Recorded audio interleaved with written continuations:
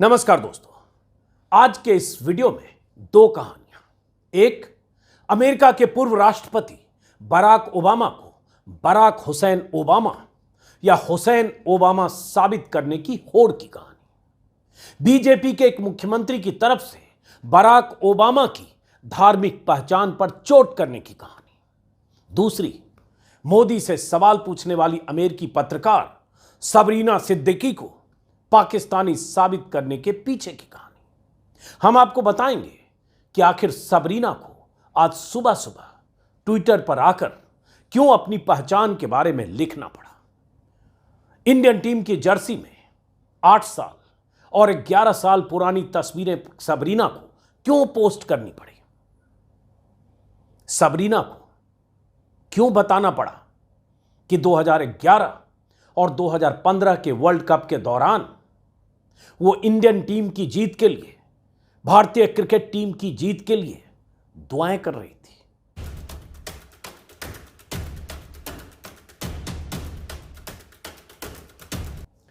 किसे नहीं पता है कि अमेरिका के पूर्व राष्ट्रपति बराक ओबामा का पूरा नाम बराक हुसैन ओबामा है। और किसे नहीं पता है कि अगर जीवन परिचय पर लेख न लिखना हो, बराक ओबामा की जीवनी न लिखनी हो, तो उन्हें बराक ओबामा के तौर पर ही पुकारा और जाना जाता है। ओबामा खुद को बराक ओबामा ही कहते हैं। उनके ट्विटर हैंडल पर उनका नाम, उनकी पहचान के तौर पर बराक ओबामा ही लिखा है।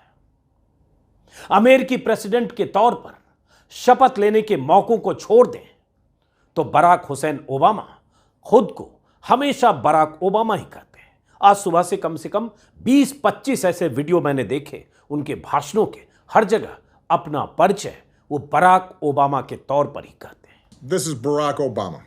दुनिया उन्हें बराक ओबामा के नाम से ही जानती है। वैसे ही जैसे नरेंद्र मोदी का पूरा नाम नरेंद्र दामोदर दास मोदी है, लेकिन उन्हें नरेंद्र मोदी के नाम से ही जाना जाता है। दामोदर दास उनके पिता का नाम है।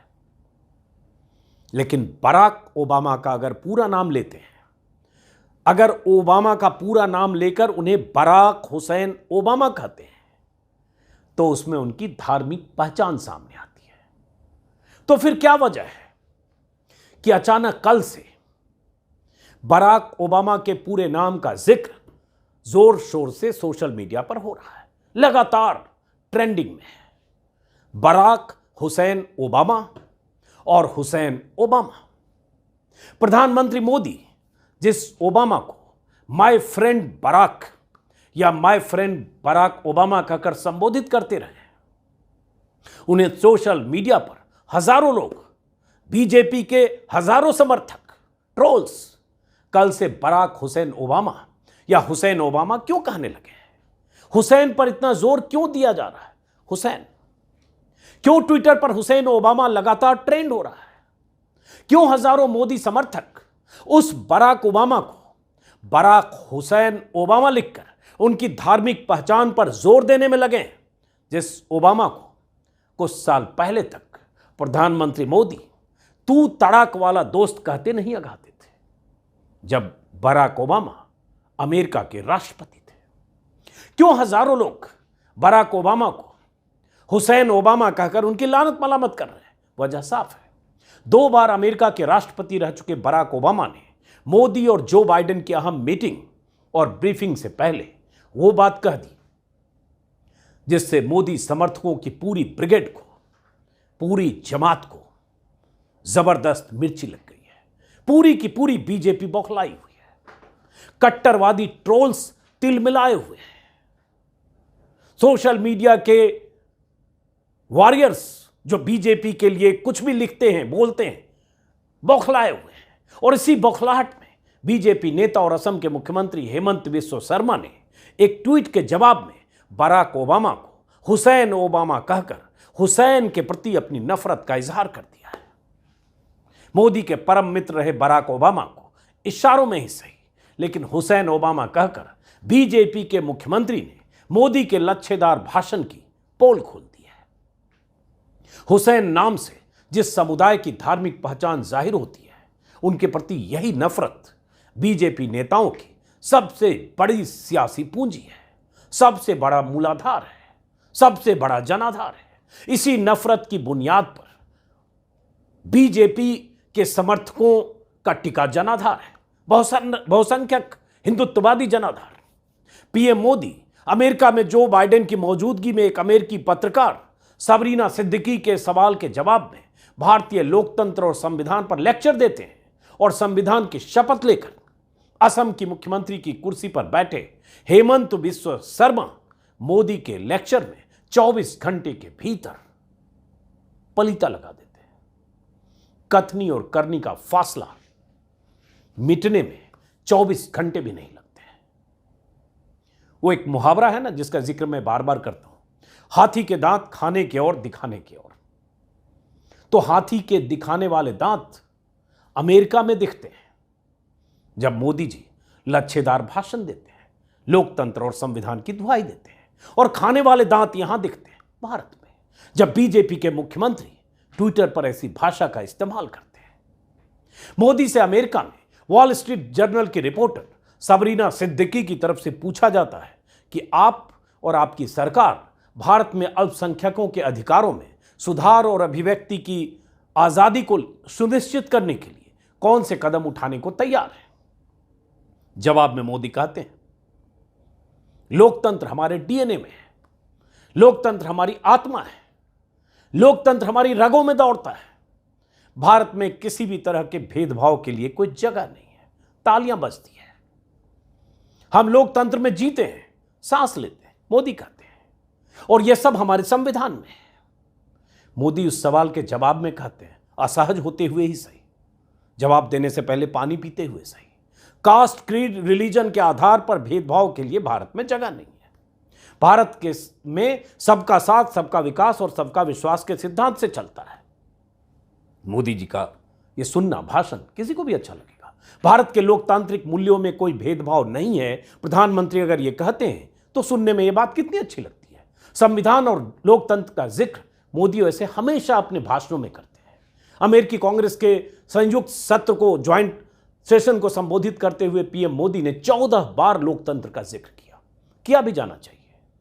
आखिर भारत दुनिया के बेहद मजबूत लोकतंत्र में से एक जो है, और जो मुल्क संविधान की बुनियाद पर टिका है, लेकिन लोकतंत्र पर लेक्चर देने और लोकतांत्रिक होने में फर्क है। और यह फर्क हमेशा आपको भाषण और शैली में पता चलेगा, जब बीजेपी के नेताओं को उनके कहे और उनके किए के पैमाने पर कसेंगे। मोदी समेत बीजेपी के सभी नेताओं की कथनी और करनी में फर्क तब दिखता है जब चुनाव, वोट, सियासत, सत्ता और ध्रुवीकरण की बात आती है। जिस पार्टी के सबसे बड़े चेहरे मोदी ने अपने भाषण में किसी भी तरह के भेदभाव से इनकार किया, अमेरिका में अमेरिकी प्रेसिडेंट की मौजूदगी में, उसी पार्टी के ऐसे चेहरे अक्सर उनकी पोल खोलते रहते हैं। कई बार पीएम मोदी भी अपने भाषणों से खुद ही अपनी पोल खोलते हैं, खुद भी ऐसी बात करते हैं, लेकिन उस पर हम बाद में बताएंगे, बाद में आएंगे। पहले हम बराक ओबामा को हुसैन ओबामा कहे जाने पर बात करते हैं। एक वीडियो मैंने कल रात भी बनाया था, लेकिन आज उस अमेरिकी रिपोर्टर का भी जिक्र हुआ, इसलिए लगा बात विस्तार से। दरअसल हुआ यह कि बराक ओबामा ने मोदी और बाइडेन की मुलाकात से पहले सीएनएन को एक इंटरव्यू में कह दिया कि अगर मैं प्रधानमंत्री मोदी से बातचीत करता तो मैं उनसे कहता कि अगर वो भारत में अल्पसंख्यकों के अधिकारों की रक्षा नहीं करेंगे तो ऐसी आशंका है कि किसी पॉइंट पर आकर भारत टूट सकता है। राष्ट्रपति जो बाइडेन को पीएम मोदी से मुलाकात में भारत में मुस्लिम अल्पसंख्यकों की सुरक्षा पर बात करनी चाहिए। सीएनएन के मशहूर रिपोर्टर, लेडी रिपोर्टर हैं, उन्होंने सवाल पूछा था अल्पसंख्यकों के बारे में और ये कि जो बाइडेन को क्या बात करनी चाहिए। उसी के जवाब में ओबामा ने कहा कि हमने देखा है कि जब आंतरिक संघर्ष बढ़ेगा तो यह न भारत के मुसलमानों के हित में होगा, न भारत के हिंदुओं के हित में। मुझे लगता है कि इन चीज़ों के बारे में पूरी ईमानदारी से बात की जानी चाहिए। वो इंटरव्यू में कही गई ये बात वायरल हुई। तो पहली बात तो ये है कि भारत का लोकतंत्र इतना मजबूत है, किसी सरकार या किसी पार्टी के रवैये की वजह से भारत अब टूट नहीं सकता। इसलिए टूटने की बात कहना तो बेमानी है। हाँ, किसी सरकार की मंशा अगर हर समाज या हर समुदाय या हर तबके को साथ लेकर चलने की ना हो, या किसी धर्म विशेष के प्रति नफरत का इजहार करने वाला रवैया हो तो लोकतांत्रिक ढांचे को चोट जरूर पहुंचती है। लेकिन ओबामा ने मुस्लिम अल्पसंख्यकों की सुरक्षा को लेकर जो सवाल उठाए, उस सवाल पर चिंतन और चिंता की जरूरत है। सिर्फ खारिज कर देने का मतलब हकीकत से मुंह छिपाना होगा। इससे पहले जब ओबामा का यह बयान है, उससे पहले भी 70 अमेरिकी सांसदों ने बाइडेन को चिट्ठी लिखकर इसी तरह की बात की थी और तब से ही भारत में बीजेपी के खेमे में एक जबरदस्त बौखलाहट थी और ओबामा के इस इंटरव्यू से बीजेपी खेमे की बौखलाहट चरम पर पहुंच गई।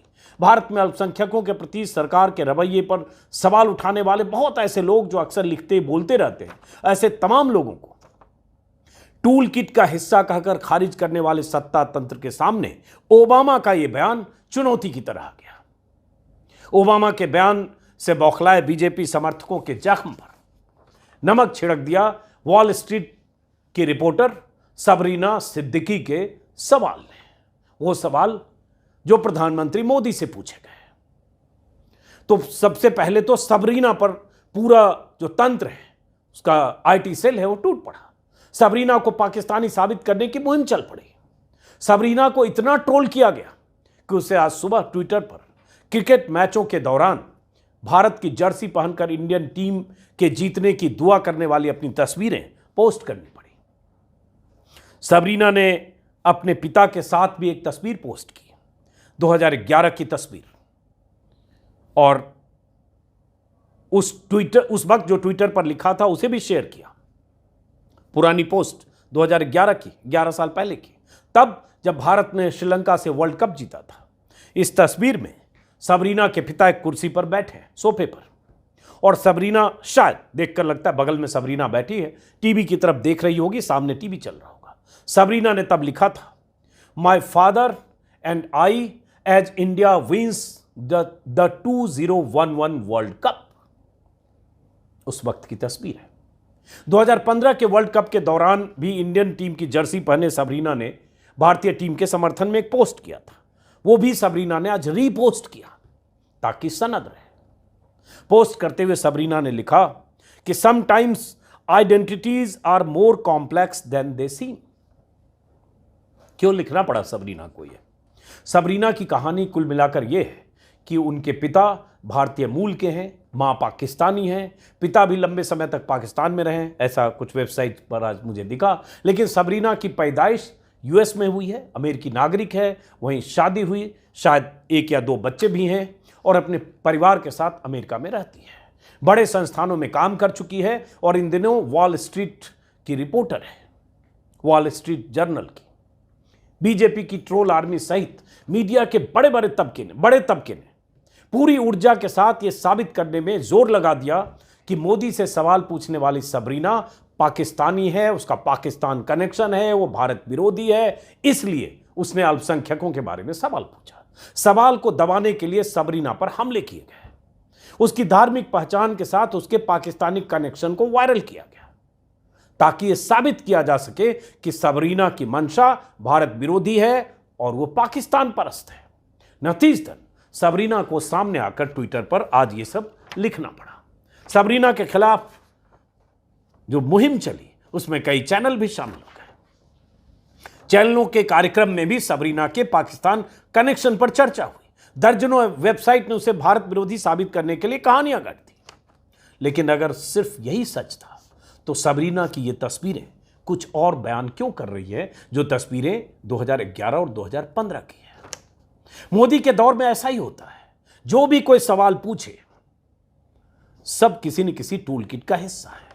सब मोदी के खिलाफ किसी न किसी टूल किट के किरदार हैं। जब हम जैसे लोगों को आए दिन देश विरोधी, टूल किट गैंग का हिस्सा, पाकिस्तान परस्त, न जाने क्या क्या कहा जाता है, तो सबरीना की तो मां पाकिस्तानी है। टारगेट बेहद आसान है, उसे तो ये सब सुनना ही था, वही किया जा रहा है। लेकिन अब बराक ओबामा का क्या करते? 2 बार अमेरिका के राष्ट्रपति रह चुके हैं, उन्हें टूल किट गैंग का सदस्य तो कह नहीं सकते, वो भी उस ओबामा को जिससे दोस्ती की दुहाई पीएम मोदी देते नहीं थकते थे। तस्वीरें वायरल हैं कि प्रधानमंत्री मोदी प्रधानमंत्री निवास में बैठकर कैसे बराक ओबामा की जीवनी पढ़ रहे हैं। अक्षय कुमार के साथ जो एक चर्चित मैंगो इंटरव्यू है उसमें प्रधानमंत्री मोदी ओबामा से तू तड़ाक वाली दोस्ती का जिक्र बड़े गर्व के साथ कर चुके हैं। 10 लाख के सूट के साथ भी ओबामा के साथ मिल चुके हैं। लेकिन उसके बाद भी बौखलाहट तो निकलनी थी बीजेपी की तरफ से। ओबामा के बयान से बीजेपी समर्थकों की भावनाएं इस कदर आहत हो गई कि ओबामा को मुस्लिम साबित करने की होड़ शुरू हो गई। यही इनका सबसे आसान तरीका है। शुरुआत की असम के मुख्यमंत्री हेमंत बिस्व शर्मा ने। कई बड़े संस्थानों में काम कर चुकी दिल्ली की एक पत्रकार हैं, चर्चित खोजी रिपोर्टर, कई संस्थानों में काम कर चुके रोहिणी सिंह। उन्होंने ट्विटर पर कुछ लिखा। उसके जवाब में हेमंत बिस्व शर्मा ने जो लिखा उसी से बीजेपी की असलियत मोदी के भाषण के 24 घंटे के भीतर दुनिया के सामने आ गई। दरअसल रोहिणी सिंह ने लिखा, उसे कल की वीडियो में बताया था लेकिन फिर से बताऊं। रोहिणी सिंह ने लिखा, चूंकि असम पुलिस कई बार कुछ राजनीतिक कार्यकर्ताओं के खिलाफ, कुछ एक्टिविस्ट के खिलाफ, पवन खेड़ा से लेकर और जिग्नेश मेवानी तक जिन लोगों ने कुछ ट्वीट किया, कुछ आलोचना की, प्रधानमंत्री मोदी के खिलाफ कुछ ऐसा लिखा या बोला, उनके खिलाफ असम पुलिस ने मामला दर्ज किया। गुजरात से लेकर दिल्ली तक चूंकि असम पुलिस पहुंच चुकी है। पवन खेड़ा के मामले में, मेवानी के मामले में, जिग्नेश की तो गिरफ्तारी हो गई, गुवाहाटी ले जाया गया था। पवन खेड़ा सुप्रीम कोर्ट का दरवाजा खटखटाकर गिरफ्तार होते होते बचे। तो इसलिए चूंकि असम पुलिस बहुत त्वरित कार्रवाई करती है ऐसे मामलों में, और कहा जाता है बहुत विंडिक्टिव ढंग से करती है, इसलिए रोहिणी सिंह ने लिखा, has an FIR been filed in Guwahati at against Obama for hurting sentiments. क्या गुवाहाटी में अब तक कोई FIR दर्ज हो गई है ओबामा के खिलाफ भावनाएं आहत करने के आरोप में? क्योंकि ओबामा ने जो कहा उससे भावनाएं आहत हो गई। मोदी जी के बारे में कोई भी बोल दे, भावनाएं तुरंत आहत होती हैं।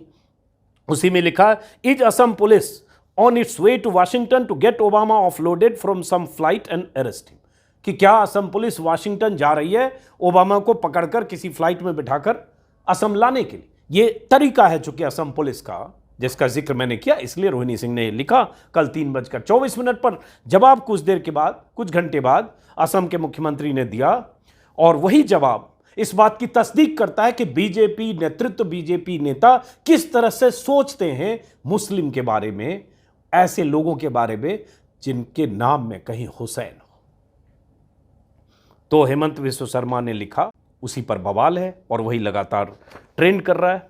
उन्होंने लिखा, there are many Hussain Obama in India itself. मतलब भारत में पहले से ही बहुत हुसैन ओबामा है। हुसैन पर जोर दिया गया है, हाईलाइटेड है हुसैन ओबामा, समझ लीजिए।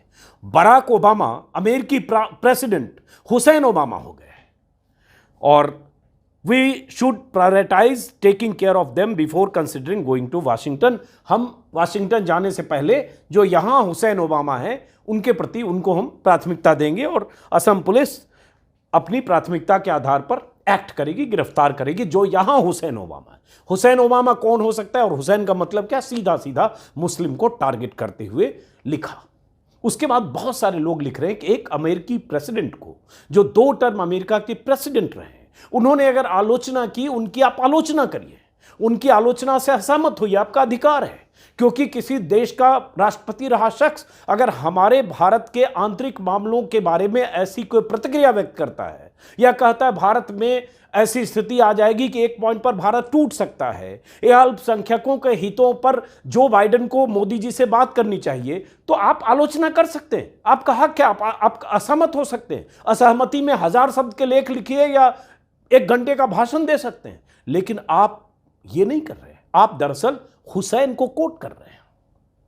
आप दरअसल बराक ओबामा की मुस्लिम पहचान को उजागर करके बराक ओबामा को मुसलमान साबित करते हुए, यह कहते हुए कि इंडिया में बहुत सारे हुसैन ओबामा हैं और हम उनके खिलाफ एक्ट करेंगे, यह कहते हुए संकेत देते हैं, संदेश देते हैं, और एक चेतावनी देते हैं, धमकी देते हैं। यही हुआ, और इसलिए बहुत सारे लोग लगातार इस पर लिख और बोल रहे हैं, और दूसरी तरफ हजारों लोग समर्थन में बराक ओबामा को हुसैन ओबामा और बराक हुसैन ओबामा कहते हुए हजारों लोग ट्वीट कर रहे हैं। बराक ओबामा की बायोग्राफी सार्वजनिक तौर पर है, हजारों लेख, हजारों पन्ने, लाखों पन्ने बराक ओबामा पर लिखे हुए हैं। सबको पता है कि उनके पिता मुस्लिम अफ्रीकी मूल के थे, केन्या में उनका बचपन बीता।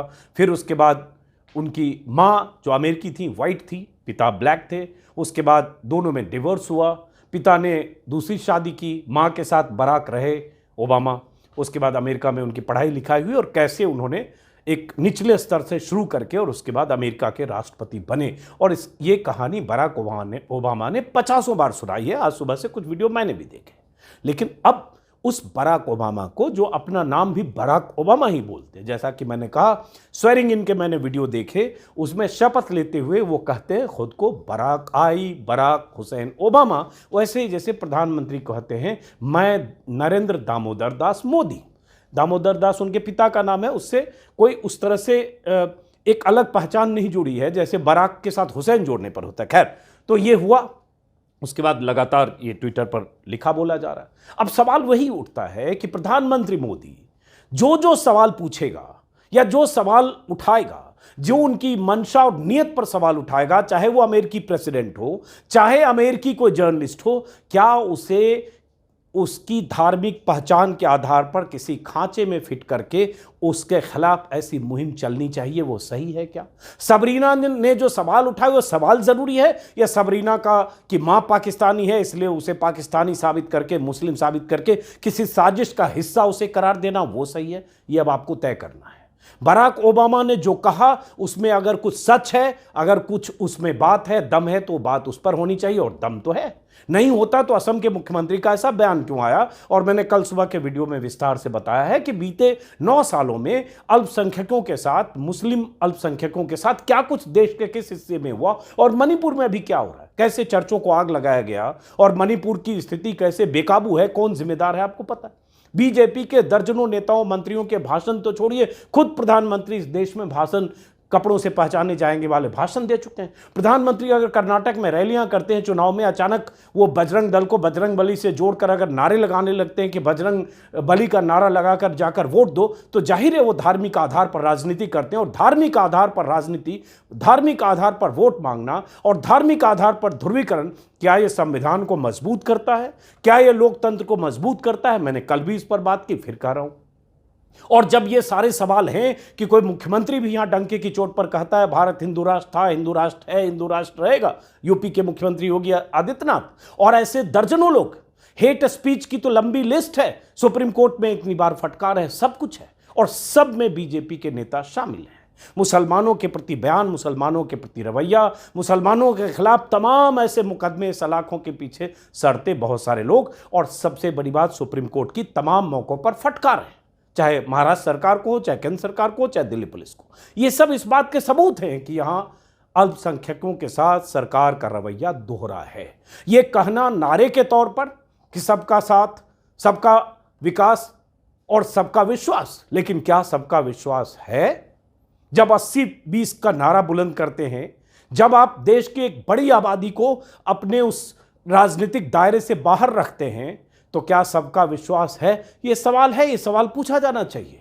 और इस सवाल पूछने और कहने की वजह है, जब यूपी में बुलडोजर चलता है तो घर की पहचान क्या होती है हमें पता है, और वही पहचान के आधार पर किस तरह से बुलडोजर से घरों को रौंदे गए समय समय पर, इसकी लिस्ट लंबी है, इस पर बहुत लिखा बोला जा चुका है। लेकिन जब प्रधानमंत्री अमेरिका में कहते हैं कि भारत में धार्मिक आधार पर, नस्लीय आधार पर, जाति आधार पर कोई भेदभाव नहीं होता है, तो सवाल उस पे पूछे जाने चाहिए, जो यहां आज तक, चूंकि उन्होंने कोई प्रेस कॉन्फ्रेंस ही नहीं की, कोई पूछेगा कौन? लेकिन अगर कोई पूर्व राष्ट्रपति अगर ऐसे कोई सवाल उठाता है, तो क्या उसे हुसैन कहकर, उसकी धार्मिक पहचान को खांचे में डालकर, सामने लाकर, क्या उस पर इस तरह से हमला करना सही है? खासतौर से उस राष्ट्रपति के लिए जिस राष्ट्रपति को प्रधानमंत्री मोदी खुद ही अपना सबसे करीबी दोस्त मानते रहे, और एक तरह से बहुत गर्व के साथ देश और दुनिया को बताते रहे हैं। भारत में उन्होंने स्वागत किया, मुख्य अतिथि के तौर पर भारत आए, अमेरिका गए उनके राष्ट्रपति के कार्यकाल में, और उस दोस्ती को प्रधानमंत्री मोदी ने बहुत एंजॉय किया।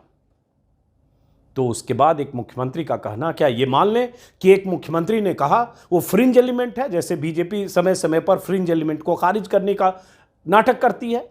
क्या मान लें कि नुपुर शर्मा की तरह उनकी कोई हैसियत नहीं है? ये मानना बेईमानी होगा। और ट्वीट करने के बाद, कल रात 8:07 का ट्वीट है हेमंत बिस्व शर्मा का, उन्होंने ट्वीट विड्रॉ नहीं किया, उन्होंने ट्वीट डिलीट नहीं किया, उन्होंने कोई माफ़ी नहीं मांगी। मुझे पता नहीं कि उनसे कोई एक्सप्लेनेशन पूछा गया क्या?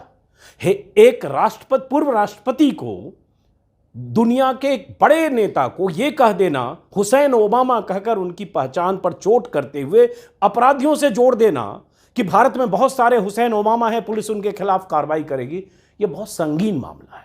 लेकिन उसके बाद भी प्रधानमंत्री मोदी क्या हेमंत बिस्वा शर्मा को फोन करके कहेंगे कि आप माफी मांगिए और हटाइए ट्वीट? होगा नहीं, क्योंकि यह सब तयशुदा ढंग से है। इसलिए मैं बार बार वो मुहावरा करता हूं, खाने के और दिखाने के और हाथी के दांत। और ये प्रधानमंत्री मोदी की भी फितरत रही है। जैसे अभी अचानक बराक हुसैन ओबामा हो गए, क्योंकि इस दुनिया को बताना है कि वो मुसलमान है, वो हुसैन है, उसे सिर्फ बराक ओबामा मत समझो।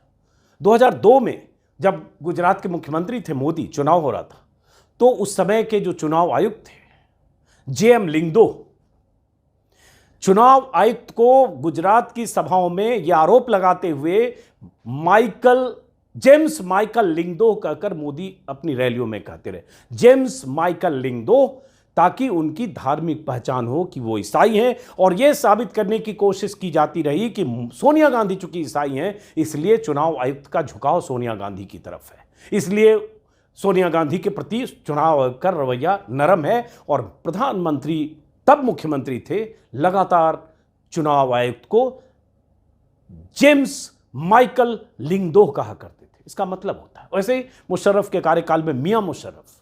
तो ये शैली, ये स्टाइल तो मोदी से आई है, तो ये वारिस हैं उनके। अगर चुनाव आयुक्त को आप ईसाई साबित करने के लिए अपने भाषणों में इस्तेमाल करते हैं, तो आज कोई अमेरिका के पूर्व राष्ट्रपति को कह रहा है हुसैन, और उसके बाद कोई फर्क उसकी सेहत पर नहीं पड़ेगा।